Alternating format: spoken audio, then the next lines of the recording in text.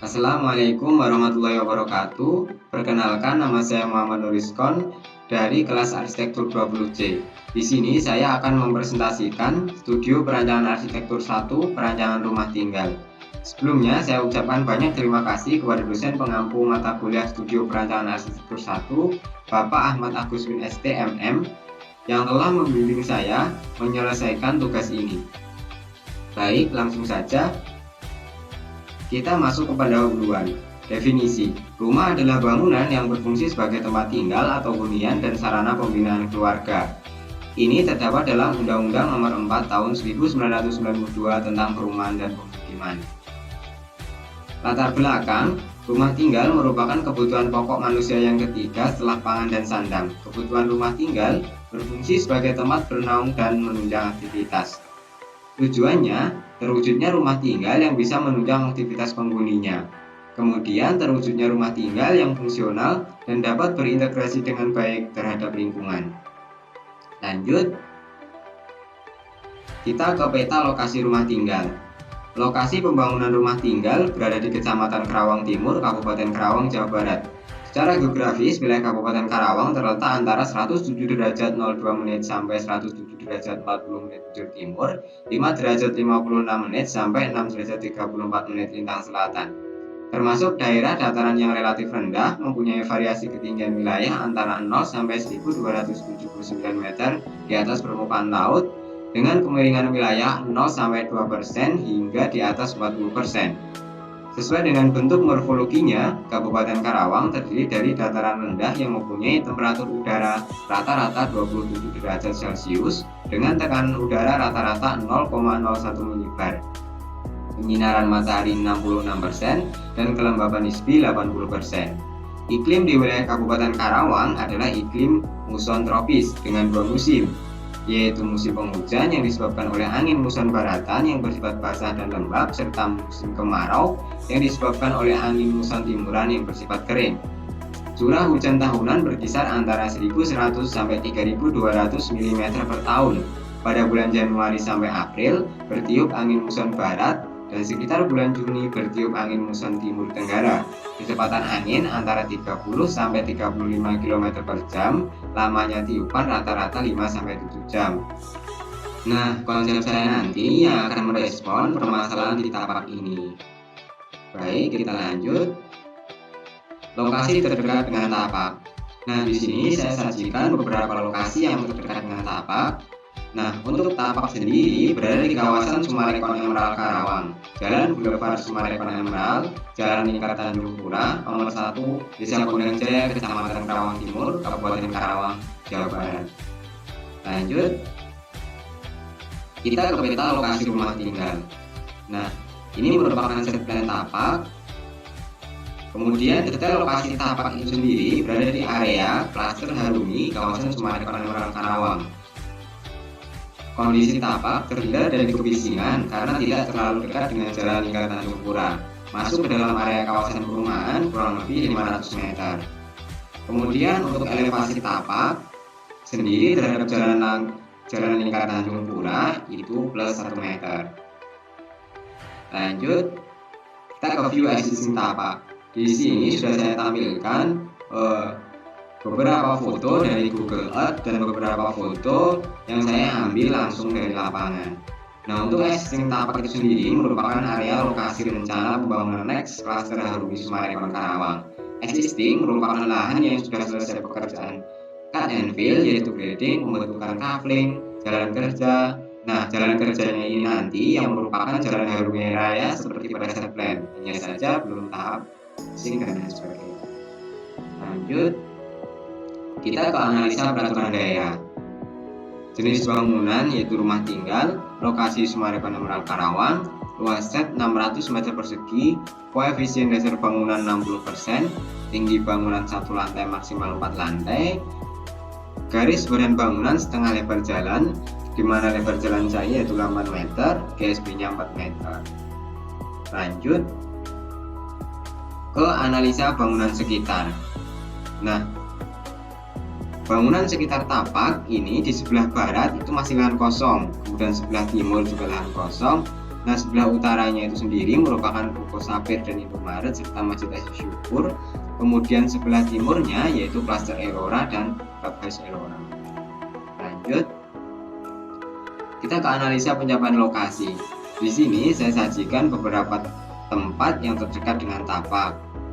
Misalkan contohnya kurang lebih 5 menit dari Lotte Grosir, kemudian kurang lebih 7 menit dari Rumah Sakit Lira Medica dan lain sebagainya. Nah, kita lanjut ke orientasi Tapak. Kita mulai dari orientasi matahari. Nah, orientasi matahari pada Tapak yaitu terbit dari arah timur dan terbenam di sebelah barat. Dapat dilihat di gambar. Kemudian untuk orientasi arah angin pada Tapak dari arah barat, utara, dan selatan karena 3 arah ini masih banyak lahan kosong. Kemudian aksibilitas dan view Tapak. Nah, untuk akses pada Tapak ini yang paling efektif dari 2 arah yaitu dari arah utara dan barat. Kemudian untuk view dari luar Tapak bisa dari beberapa arah yaitu arah barat, utara, maupun timur. Kemudian untuk saluran air bersih, air kotor, air hujan, dan listrik, di mana saluran air bersih menggunakan suplai PDAM daerah setempat. Kemudian untuk air kotor dan air hujan pada Tapak ini diarahkan ke manhole kemudian ke saluran besar. Kemudian untuk saluran listrik menggunakan saluran bawah tanah yaitu underground cable. Lanjut, kita ke analisa penghuni. Nah, untuk penghuni itu yang pertama ada ayah, ibu, anak pertama, anak kedua, anak ketiga, dan 1 asisten rumah tangga, di mana masing-masing penghuni itu memiliki aktivitas dan kebutuhan ruangnya masing-masing. Lanjut, kita ke analisa kegiatan. Nah, saya ambil salah satu contohnya dan di sini sudah saya sajikan di dalam tabel nama ruang, jenis kegiatan, pelaku, syarat kegiatan, standar kegiatannya. Kita ambil suatu contoh, misalkan ruang tamu, itu jenis kegiatannya berbincang, kemudian pelakunya anggota keluarga dengan tamu, syarat kegiatannya terang, penghawaan baik, kemudian standar kegiatannya ada meja dan kursi. Begitupun untuk ruang-ruang selanjutnya. Kemudian kita masuk ke analisa kebutuhan ruang. Nah, untuk kebutuhan ruangnya sendiri itu ada 15 ruang, yaitu ruang tamu, ruang makan, ruang keluarga, ruang hobi, ruang baca, ruang tidur utama, kamar mandi utama, ruang tidur anak di bawah, kamar mandi anak, garasi untuk mobil, dapur kotor, ruang cuci, tempat setrika, ruang pembantu, dan kamar mandi pembantu. Nah, dari beberapa ruang itu sendiri memiliki luas dan sifat yang berbeda-beda. Untuk luasnya itu ada yang 16 meter, 6 meter, 30 meter, 5 meter, dan sebagainya. Nah, untuk sifat dari ruang tersebut saya klarifikasikan menjadi beberapa jenis, yaitu ada yang semi public, semi privat, public, service, dan semi privat. Lanjut, kita ke hubungan antar ruang. Nah, di sini saya klarifikasikan dengan gambar segitiga. Nah, untuk warna hijau itu sangat dekat, warna oranye itu sedang, kemudian warna biru itu sangat jauh. Kita ambil satu contoh, misalkan ruang tamu. Ruang tamu terhadap ruang makan atau dapur bersih itu warna biru, berarti sangat jauh. Kemudian ruang tamu terhadap ruang keluarga itu warna oranye, berarti sedang. Kemudian ruang tamu terhadap garasi itu warna hijau, berarti sangat dekat. Nah, begitupun untuk ruang-ruang selanjutnya. Kita lanjut ke konsep. Nah, konsep yang saya terapkan di sini yaitu arsitektur modern tropis untuk merespon permasalahan di Tapak saya tadi. Nah, apa itu arsitektur modern tropis? Nah, arsitektur tropis adalah arsitektur yang berada di daerah tropis yang telah beradaptasi dengan iklim tropis sekitarnya. Hal utama yang jadi titik berat dalam mendesain rumah tropis adalah kondisi suhu yang tinggi serta kelembapan yang tinggi pula. 2 poin tersebut akan berpengaruh terhadap tingkat kenyamanan ketika berada dalam suatu ruangan. Sangat pas untuk merespon permasalahan di Tapak saya tadi. Nah, untuk arsitektur modern tropis dikenal menggunakan material-material alami ataupun memanfaatkan keadaan alam yang sudah cukup dianggap merepresentasikan nilai dari tropis. Penataan denah rumah, dari ruang-ruang yang ada pada bangunan, sirkulasi udara dan kekayaan, sampai penggunaan material, semuanya harus mempertimbangkan iklim dan cuaca yang ada di daerah tropis. Nah, ciri dari arsitektur tropis itu sendiri ada bentuk atap, yang dibikin miring lebih dari 30 derajat, kemudian adanya tritisan, sirkulasi udara, dan pemilihan material. Di sini saya sajikan beberapa rencana material yang akan saya pakai untuk perancangan rumah tinggal ini. Yang pertama, mulai dari fondasi dan struktur itu saya menggunakan beton bertulang, kemudian dinding bata merah, lantai keramik, kemudian untuk kusen saya menggunakan kayu, plafon menggunakan rangka hollow gypsum board, kemudian untuk atap saya menggunakan rangka baja ringan, kemudian penutup atap saya menggunakan genteng stone. Lanjut,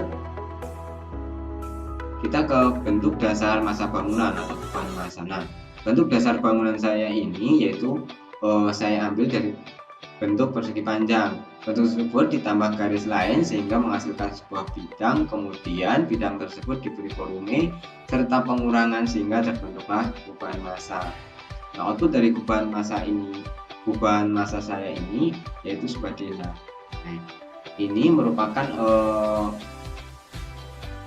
set plan. Nah, sebelum kita ke denah, kita ke set plan dulu. Nah, seperti yang saya jelaskan tadi bahwa jalan itu 8 meter dengan KSP 4 meter. Nah, rumah ini posisinya berada di pertigaan dengan 2 tampak. Kurang lebih gambarannya seperti ini. Lanjut ke denah. Nah, ini merupakan denah saya. Kita mulai dari karpot, kemudian ke kanan itu teras, masuk ke ruang tamu, kemudian masuk ke ruang keluarga. Samping kanan ada ruang baca belajar, samping kiri ada ruang hobi, maju lagi ada ruang makan, kursi, dan lain sebagainya. Baik, kita lanjut ke tampak. Nah, untuk tampak sendiri saya mengaplikasikan material alam seperti pada konsep arsitektur modern tropis tadi, yaitu conwood dan batu alam, dimana dapat dilihat di tampak bahwa kemiringan atap untuk rumah ini sendiri saya lebih dari 30 derajat dan memakai overstack atau tripisan. Nah, kemudian lanjut ke tampak samping kanan, kurang lebih sama seperti tampak depan tadi, saya menggunakan material conwood dan batu alam, dan selebihnya yaitu cat warna putih agar bangunan ini terlihat megah. Dan lanjut kita ke potongan.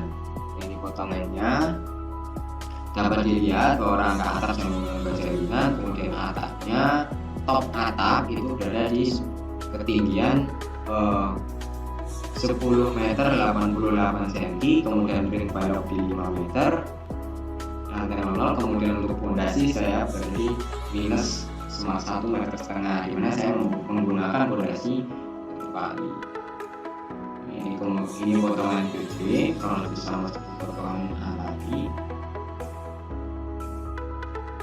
Nah, ini beberapa gambaran 3 dimensi dari perancangan saya, mulai dari tampak depan, kemudian denahnya, kemudian interiornya. Mungkin cukup sekian yang bisa saya sampaikan. Jika ada salah dalam perancangan maupun dalam penyampaian saya, saran dan kritiknya saya tunggu. Terima kasih. Wassalamualaikum warahmatullahi wabarakatuh.